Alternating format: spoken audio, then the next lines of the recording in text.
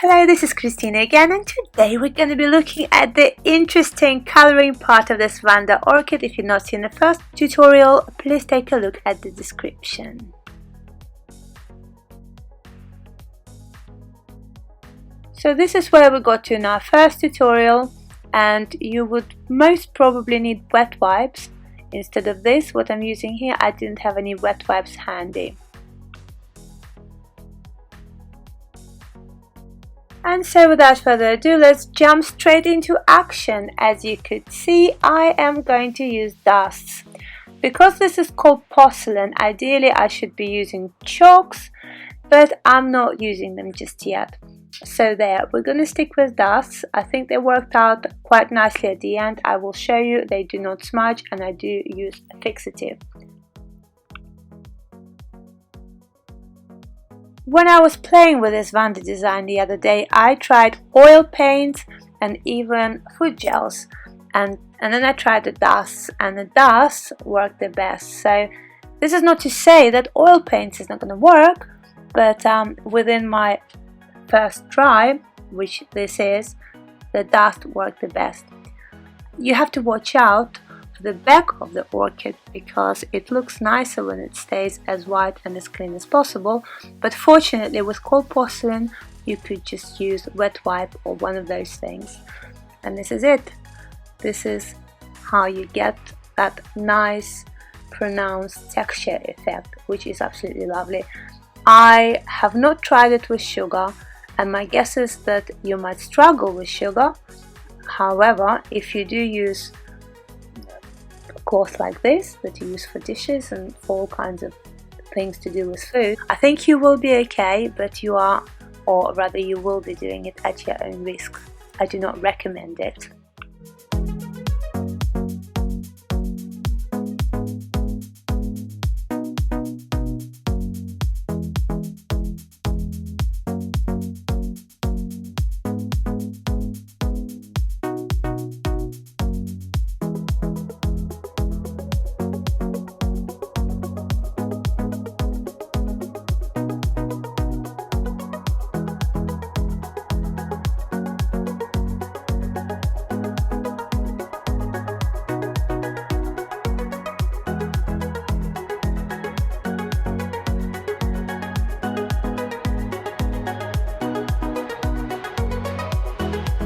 And so here you go. As usual, 10 minutes video makes it look really quick and easy, and I wouldn't say it was hard, but it has been quite meticulous, and the main thing was to actually vein those petals really well and consistently, because those which were not evenly veined throughout I kind of had to throw away, otherwise they just didn't look very realistic and very lifelike.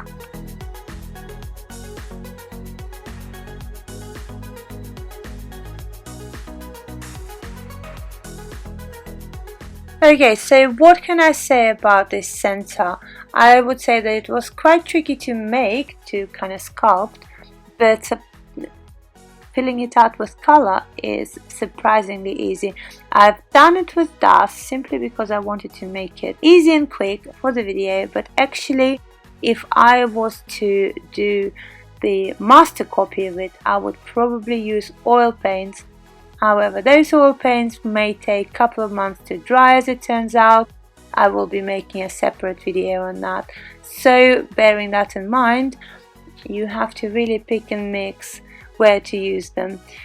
They don't always take 2 months, and there are things to kind of speed up drying, and it all depends on many things. But yeah, certainly oil paints, they're more marky, and so I decided to keep it nice and easy.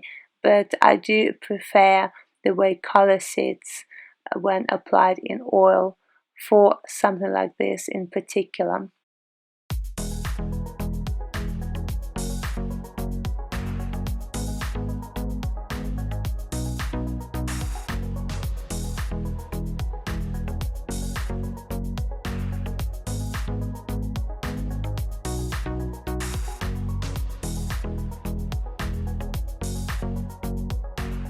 So again, copying the real flower, or rather pictures of the real flower, you'll find that this first petal sits slightly up at the front and the other two on the top kind of tuck themselves away behind the first one. And so just take it easy, give yourself some time, make sure you pull your floral tape before you start taping, as it releases the glue.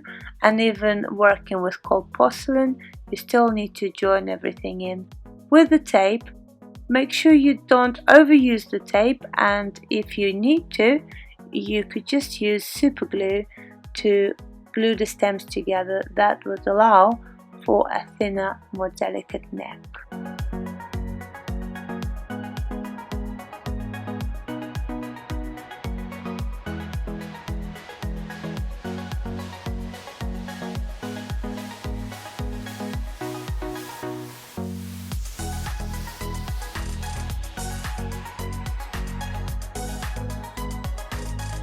Make sure that this little guy is nice and centered.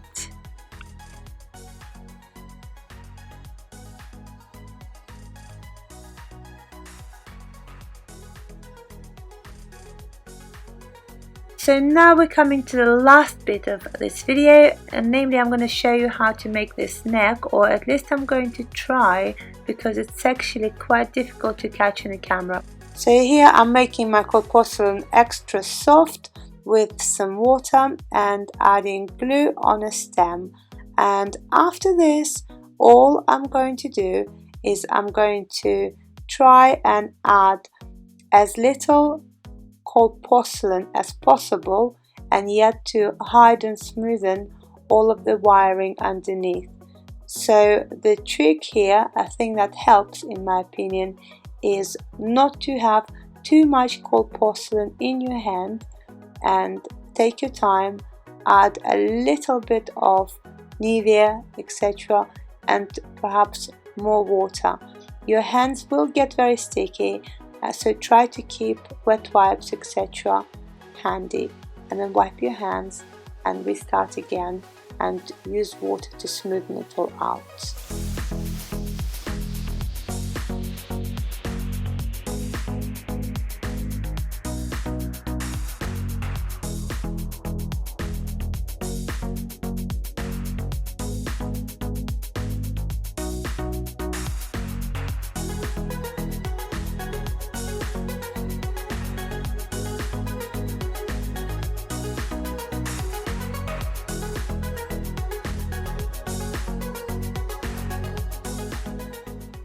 Personally, I found that flat brushes work best here, and don't be shy adding different sizes of brushes to get into all the crevices, etc. And here I'm just trying to show you that the dust does not rub off, and then at the end I add fixative as well. And this is it. I think it looks very neat. I'm quite pleased with it. And I hope that when you try it at home, you get as smooth and lovely results. We're finally at the end of this video. If you enjoyed it, please share, and I see you all next week.